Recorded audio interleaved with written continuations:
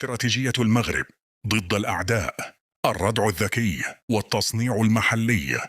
تبنى المغرب في السنوات الأخيرة استراتيجية دفاعية شاملة تجمع بين تحديث الترسانة العسكرية، توطين الصناعة الدفاعية، تنويع الشراكات، ودمج التكنولوجيا الفضائية والسيبرانية. الهدف هو تحقيق الردع الفعال والاستقلالية الاستراتيجية وتقليل الاعتماد على الخارج. أولاً، تحديث الترسانة العسكرية بأسلحة نوعية. رفع المغرب ميزانية الدفاع لسنة إلى مليارات اليورو مع استمرار اقتناء وإصلاح المعدات للقوات المسلحة وتعزيز تطوير صناعة الدفاع الوطني. ركزت الصفقات على أنظمة الضربات الدقيقة بعيدة المدى، ومنها منصة إطلاق صواريخ وقنابل موجهة لمقاتلات وصواريخ جافلين. كما يسعى المغرب إلى تعزيز قدراته عبر تطوير صناعة عسكرية محلية بالاعتماد على اتفاقيات استراتيجية مع البرازيل والهند لتحقيق الاكتفاء الذاتي وتوسيع الصادرات. تعاون عسكري مع البرازيل بين دولة مغاربية ودولة بأمريكا اللاتينية تضمنت نقل التكنولوجيا وتدريب الضباط، وبدأ تصنيع المركبة المدرعة في مصنع بالدار البيضاء لتلبية حاجيات الجيش والتصدير لأفريقيا مع توفير فرص عمل.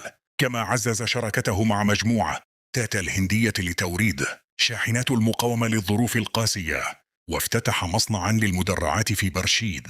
هذه الخطوات جزء من استراتيجية لبناء قاعدة صناعية دفاعية محلية تقلل الاعتماد على الواردات وترسخ مكانة المغرب كمركز إقليمي لتصدير المعدات العسكرية. دخول الفضاء السيبراني والفضائي.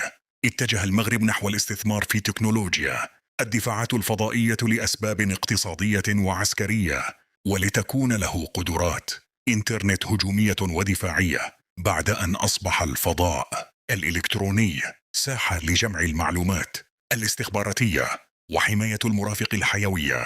حصل المغرب على أقمار صناعية عسكرية متطورة تستخدم للرصد العسكري والمراقبة وجمع المعلومات والتشويش على الرادارات والمسح الجغرافي.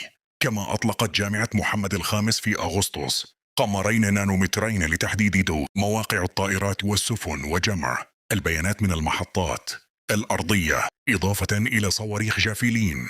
الهدف من رفع الميزانية وتحديث الترسانة هو مواجهة الظروف الإقليمية والتهديدات المتزايدة من الجوار الشرقي، مع بناء قوة ردعية تمنع أي تفكير في الاعتداء. الاستراتيجية لم تعد تقوم على شراء السلاح فقط، بل على بناء قاعدة صناعية محلية تضمن الاستمرارية والدمج بين التكنولوجيا والتصنيع والفضاء. يمنح المغرب قدرة ردع مركبة.